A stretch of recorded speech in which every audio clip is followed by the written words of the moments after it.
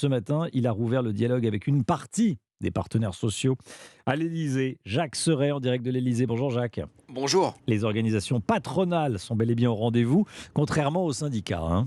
Oui, les organisations syndicales de salariés ont décidé de ne pas donner suite à l'invitation du président, qu'à cela ne tienne. Emmanuel Macron a maintenu son rendez-vous. Il reçoit donc ceux qui ont bien accepté de venir lui parler. Sont présents à l'Élysée le MEDEF, la Confédération des PME et l'Union des entreprises de proximité, l'UDP. Objectif du chef de l'État au lendemain de son allocution, montrer qu'il veut, qu'il peut avancer sur ces réformes. Il est question notamment de préparer la prochaine loi travail, censée intégrer certaines dispositions retoquées vendredi dernier par le Conseil constitutionnel, comme le CDI senior ou encore l'index senior, mais aussi de plancher sur ce pacte de la vie au travail annoncé hier soir. Voilà ce qu'a déclaré Emmanuel Macron au début de la réunion. Mon souhait, c'est qu'on puisse enclencher la discussion aujourd'hui.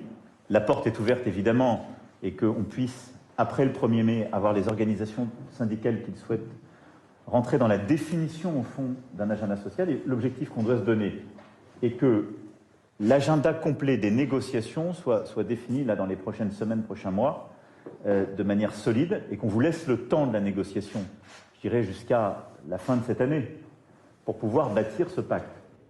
Emmanuel Macron veut donc montrer que ce n'est pas lui qui refuse le dialogue, même s'il faut le dire, en promulguant rapidement la réforme des retraites. Il savait que la CGT ou la CFDT boycotterait sa réunion, l'intersyndicale ayant conditionné sa venue à la suspension du report de l'âge légal de départ. Cette réunion est donc davantage une question de forme que de fond, tant le dialogue social semble aujourd'hui à l'arrêt.